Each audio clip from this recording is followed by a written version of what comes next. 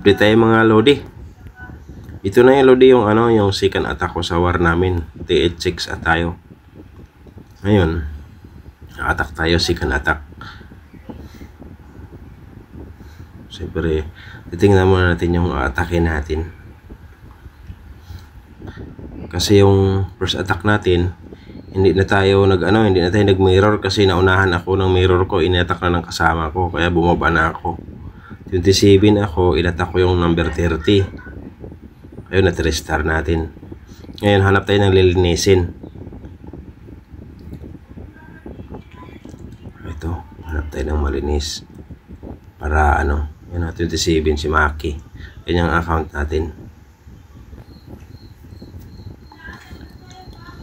Hanap ko ng magandang atakin, yung matras din natin, yung kaya lang. Dami pang linisin sa baba namin. Oh, sobrang daming linisin. Sabagay, marami pa namang atak na titira. Tsaka mahaba pa yung oras. Tingnan natin to. Ay, ito. Number 24. 27 ako. Aakyat tayo. Kasi parang sa tingin ko kaya ko naman to kasi siya. Hindi naman siya masyado malakas. Tsaka simple lang yung base niya. Kayang-kaya ko to. Sa tingin ko lang ha. Pero hindi tayo sigurado. Yun naman ang sa tingin ko, kakayanin ko siya. Wala naman sa paligid. Hindi ako sa paligid kung mayroon bang mga nakatanim na ibang Ito, attack na tayo. Ngayon, palabasin mo natin yung bantay. Magana tayo ng archer. Tapos dito saka mabuti may nilagay siya rito na isang para makapunta yung mga bantay. Ayan. Tsaka bantay, madali lang patayin yung bantay niya dahil hindi naman malakas.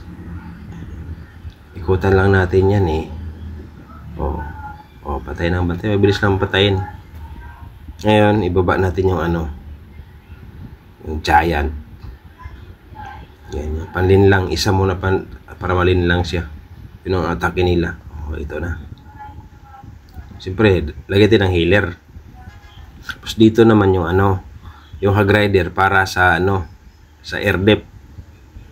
Kasi patay ang healer natin dyan sa air depth na yan.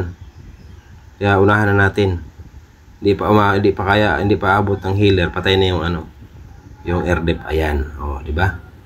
Lagyan ng heal spell para hindi basta-basta mamatay. Yan, paubos na yung defense mga lodi.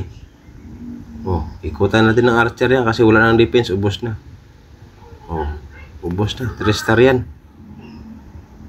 Yan, linis natin yan, nilinis natin kasi kailangan linisin kasi maraming mga butas yung mga beast na hindi na mga kasama namin. Yan, sobrang dami kung natirang troops, overkill talaga siya. Ayan kasi naman siya, hindi naman siya malakas eh. Sakto lang. Okay, 3-star natin. Thank you. Ito lang mga lodi. Tapos na yung war namin. Tapos na yung dalawang attack ko. Yan, malaki-laki yung lamang namin. Thank you mga lodi. Next time na naman. Pagkasunod-sunod na araw, mayroon na naman tayong war. Practice muna ako ng hug para kahit paano mayroon akong pang sport.